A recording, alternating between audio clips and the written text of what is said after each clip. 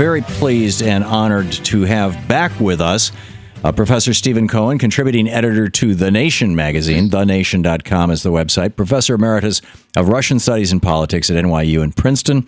His books, Bukharin and the Bolshevik Revolution and Soviet Fates and Lost Alternatives, these are two separate books, which examines the new Cold War, are both available in paperback. And as I said, The Nation, you can tweet at The Nation. Professor Cohen, welcome back to the program. Where you been, Tom? It's been too long since we've talked. I agree. I see you all over television, but you never call anymore. Oh, I'm sorry. Thank you for your kind words. I'm joking. It's great to have you with us. I wanted to talk about the new N-word, nukes. I guess it's kind of the old, this whole issue of where we're at now in the world with both our political discourse and international relations. Your analysis is always so insightful. Well, it's not a happy analysis. Can I take 90 seconds to remind you where we're at since we last talked? Please, take all the time you'd like. We have a half hour. Well, when we started to talk about maybe 2 years ago or more, this is when the Ukrainian crisis began in 2013. Mm-hmm. I took the position that we were in a new Cold War with Russia. Everybody said, no, that's impossible. Now it's more or less acknowledged. But what's not acknowledged is that this Cold War is more dangerous than the last one. Partly because in Ukraine, it's being fought on Russia's borders. Partly because there are no rules in this Cold War. After the Cuban Missile Crisis in the early 60s, the Soviet Union and the United States developed certain Cold War rules of behavior, including those involving nuclear weapons, red lines that neither side would cross. And those rules pretty much prevailed, and the evidence is you and I are still here. There was no nuclear war. This new nuclear war is simply wild. When we began to talk, the epicenter was Ukraine, right on Russia's borders. But it's now spread, as I said to you it would, to Europe and possibly to the Middle East, as it has now to Syria. Right. So the two political, military hot points in the new Cold War, potentially, are still Ukraine and Syria. And to a certain extent, they drive the headlines. But you're right. Something has happened off the radar. Somewhat bluntly put, it's a new nuclear arms race with Russia. And it's underway. It's not a matter of saying we might go there. We have gone there. And it too is even more dangerous for these reasons. First of all, nobody's acknowledging it. I shouldn't say nobody. There are some people, including experts in Washington and in Moscow, who are very worried about it. They're worried about it partly because the arms control, arms discussion, arms reduction process, which goes back to Eisenhower and to Kennedy and every American president, with big pluses or little pluses, has contributed to the process of reducing and controlling nuclear weapons on both sides. But that process has completely broken down. Unless somewhere in a dark room in Geneva, serious people from Washington and Moscow are discussing it, there is no public formal process of dealing with nuclear weapons. So that's the first danger. The second danger is the Obama administration has committed itself to a $1 trillion, it calls it modernization of our nuclear arsenal. This has been mentioned in the American press, but it has not been debated. And not only do we not need these nuclear weapons, not only are we leaving a legacy for our kids and grandkids even bigger and more dangerous than the ones we inherited from the old Cold War, but there are aspects to this new nuclear arms race that are profoundly worrisome. The Obama administration has endorsed something called miniaturization of nuclear weapons, making them smaller, more precise, and worst of all, have developed a capacity to control the radioactive fallout. So whereas in the past, if you decided to launch a nuclear weapon against Moscow, you might take out 2 or 3 neighborhoods of Moscow in this theory, but not all of Moscow. And reverse that in regard to, say, New York or Washington. What that does is make the use of nuclear weapons more thinkable. The whole idea that we'd all be destroyed and it would be the end of civilization, I think remains true. But these people have come up with the notion that they could take out West 106th Street, where I live in New York, but not West 107th. It's, of course, preposterous, and I exaggerate. But this idea of small, precise, usable nuclear weapons has crossed, or will cross if this program goes ahead, a threshold. Now, are these different? No one will use a nuclear weapon. Forgive my interruption. Are these different from the, quote, battlefield nukes that we've been hearing about for years? Good. Now you go to the third reason why this is so dangerous. For decades, both sides have had what you call battlefield nuclear weapons and the experts called tactical nuclear weapons. These are basically artillery shells. You don't need a plane or a submarine or an intercontinental missile to deliver them. You can deliver them with rather traditional artillery. Everybody's got the artillery. And they're naturally smaller nuclear weapons. They've existed for years. And the idea has been that if your country was overrun by an opposing superior military force, you might resort to these to stop that oncoming offensive against your capital or something. And that the fallout, the more general damage, would not be as cataclysmic as would be an intercontinental missile, which could take out a whole city and all the suburbs. Nonetheless, Tom, since 1945, no one has used an atomic or nuclear weapon. And that has been, for decades, the no-no red line. Because if you use a tactical nuclear weapon and the other side replies with its tactical nuclear weapons, the red line has been crossed. The nuclear weapons have been used, and escalation almost certainly would take place, which would lead us to a general nuclear war. Now, here's the problem. The Russians and the Soviet Union have always had tons of these tactical nuclear weapons because they were confronted with the great force of NATO on Russia's own continent. We're protected by all these oceans.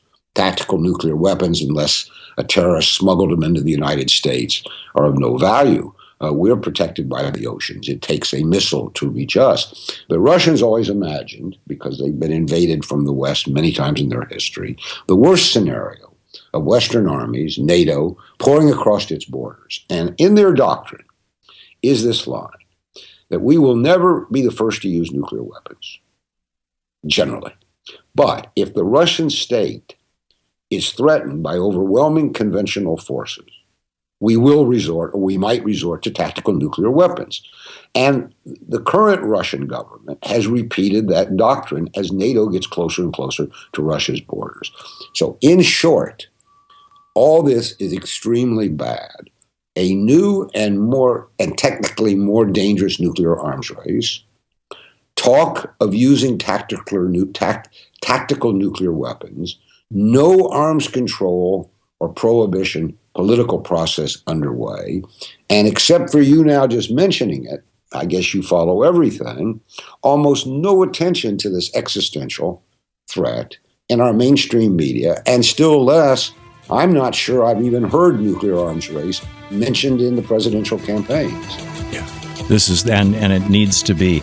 We're talking with Professor Stephen Cohen, contributing editor to The Nation, Professor Emeritus of Russian Studies and Politics at NYU and Princeton. His two books currently in print in paperback, Bukharin and the Bolshevik Revolution, is the first. The second, Soviet Fates and Lost Alternatives, which examines the new Cold War. We'll be right back with Professor Cohen. So welcome back, Professor Cohen. You're still with us? Yeah. Okay. So that was a hell of a summary. What's next? Where do we go? Don't blame me for being the bearer of bad news. You brought it up. No, I'm not blaming you at all. I meant that in a positive way, as in very informative. I mean, I get it. So where do we go from here, and why? And why do you think it is that there is absolutely no mention of this, or virtually no mention of this, in the media, and certainly not in the debates? Can we go to the first question? Where do we go from here? Yes, please. Wherever you'd like. Because when we go to the second question, why are we not being given a discussion of this, then we go to some people who are our friends in the media, in the political campaigns, who have let the country down in some ways by blinking about this nuclear danger. What we know from the past, Tom, and what we know from history generally, and you're a historical man, so you know it as well as I do, war is political. War is the result of bad politics, bad leadership, bad ideologies, but it's political. Yeah, in fact, you could. I think it's an old cliche. War is the failure of politics. Okay. Though some people on one side or the other think it's the success of their politics. Yeah. Those are the dangerous people. There you go. So what we need to do is we obviously need to engage Russia politically on degrees of cooperation. That is always the way that arms control, serious steps to control building or using or locating nuclear weapons was done in our lifetime, Tom, going back to the Eisenhower era. It was called détente, or trying to reduce the Cold War to manageable proportions and creating space to discuss these issues. Now, what we have today are two ferocious confrontations between the United States and Russia. One is in Ukraine, and the other is in Syria. We also have, and I wouldn't say thanks to Secretary of State Kerry, but certainly due to his recent diplomatic work with Putin and Kerry's counterpart, Foreign Minister Lavrov of Russia, two opportunities to cooperate with Russia in a way that is immensely in our own national interest on those fronts, Ukraine and Syria, but also to begin a process of re-cooperatization, where the nuclear issue could then be addressed anew. Because at the moment, there is near total alienation, political, between Washington and Moscow. So what we have is, in Ukraine, the so-called Minsk Accords, which were brokered by, you remember we discussed this before, German Chancellor Merkel, French President Hollande, we and Putin and the President of Ukraine, we are not a signator to the Minsk Accords. But off and on, Obama has said he supports them or he doesn't. So there's some murkiness here, though Kerry has tried to get them moving, though this ball is being carried by Germany and France. And the obstacle, though the American press tells you otherwise, is not Putin, who very much wants these Minsk Accords implemented. They would end the Ukrainian civil war, if successful, and therefore the American-Russian proxy war in Ukraine. But Syria is really now the hot spot where the opportunity looms. Yeah. We have to continue this in just a moment. We're hitting a break here. Professor Stephen Cohen is with us. We'll be back in just a moment. It's 20 minutes past the hour. More of Professor Stephen Cohen right after this.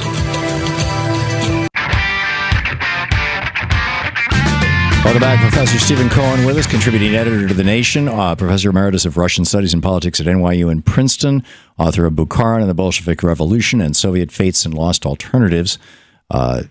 Professor Cohen, we were talking about how there is right now an opportunity that Secretary of State Kerry has apparently opened or is working on to, in both Ukraine and Syria, to collaborate with Russia. That could be a very positive thing. How do you see this playing out? What are the dynamics? We had Bobby Kennedy on the other day talking about Syria, about the whole backstory there, which was just astonishing to me. So let me toss it to you. We've got 7 minutes. Well, Mr. Kennedy, I assume, pointed out the toxic role played by Turkey and Saudi Arabia over the years. Yeah. Yes.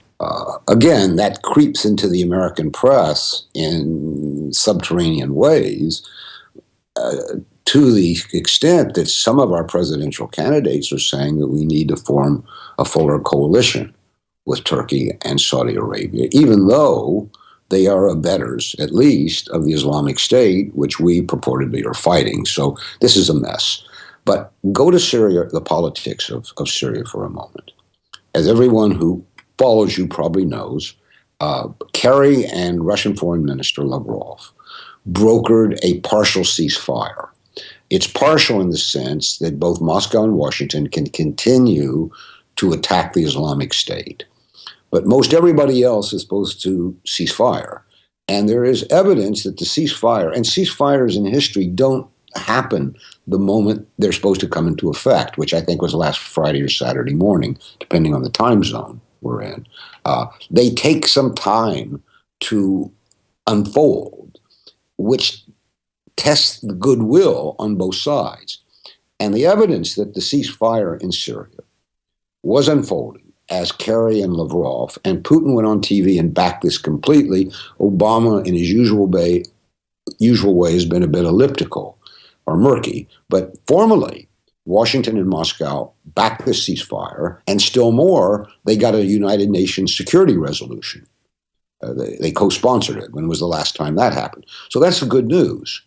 The bad news is there is ferocious opposition to this Kerry, Lavrov, Putin ceasefire in Syria coming out of the Department of Defense. Secretary of State Ash Carter has said openly it's a ruse, R-U-S-E, that is a trick, a fake. And according to the Wall Street Journal, I think last week, Carter and his top generals went to the White House to ferociously fight against this ceasefire. Now, what's not clear is whether President Obama was actually in the room or they were addressing his aides. And then Carter sends his top brass, including the commander of NATO, General Breedlove, who's kind of the head of the European War Party, never saw an agreement with Russia he liked, and he's down with Senator McCain and the others, has sent his generals to Congress to say, A, Russia is the number one existential threat to America and the world today. They don't even mention the Islamic State anymore. And B, that this ceasefire is a trick and not in American national interest because it will leave, for the foreseeable future, this is true, the president of Syria, Assad, in power, because he's needed in two regards. He's needed to negotiate in this process, and his army, the Syrian army, is needed to fight the Islamic State on the ground while the Russians and the Americans pound the Islamic State from the air. By the way, Tom, and I'll stop here, you and your readers may have seen 2 or 3 days ago a 2-part front page story in the New York Times detailing Mrs. Clinton's role in the assassination of Gaddafi in 2011, the overthrow of the Syrian state, which they did not intend, but they should have known was going to happen, leading to what is today the second capital of the Islamic State. The Islamic State, if it's driven out of Syria, and that will be primarily by the Russian army, the United States is contributing, but it's the Russians that are really going after them and their allies, they will retreat to Libya, a retreat provided to them by Mrs. Clinton's policies. It was also Obama's policies, though it's clear in the New York Times article, Obama was extremely reluctant. It's a very revealing picture of President Obama as a foreign policy president. He has the right instincts, but he doesn't act on them. So we have a situation now where Mrs. Clinton, in the current presidential campaign, wants to pull the same caper off in Syria. She wants to remove Assad. So does the Pentagon. Kerry does not. And if you remove Assad, the Islamic State is going to be in Damascus. So that's the kind of politics that's going on today. And we don't hear much about it, maybe bumper stickers, in the presidential campaign. For this, I don't know whether we should fault the candidates or the moderators of the debate. Because the moment these kinds of foreign policy issues come up, like last night on the CNN debate, was it last night or recently in any event, and foreign policy somehow pops like a cork out of the bottle, the moderator puts the cork back in, doesn't follow up. Doesn't get ratings. We're left guessing what our candidates think about all this. Yeah. To what extent, in the minute and a half I guess we've got left, to what extent is this being driven by the military-industrial complex? Money? Well, there's a tremendous amount of money, obviously. Every new generation of money is good for the military complex. And if you want to democratize it, good for everybody who owns stocks in these companies. I mean, you see the stock market go up and go down and the rest. But I think that's too narrow an explanation. I mean, political leadership, unless you believe in the deep, dark state and that our elected officials really have no power, I don't believe in that. Political leadership, for me, is the key. I mean, maybe the example isn't inspirational. to you and me and our audience. But look how Reagan broke out of the Cold War in 1985 with Gorbachev. It can be done. And that's why we need to know what our political candidates think. Yeah. Brilliant.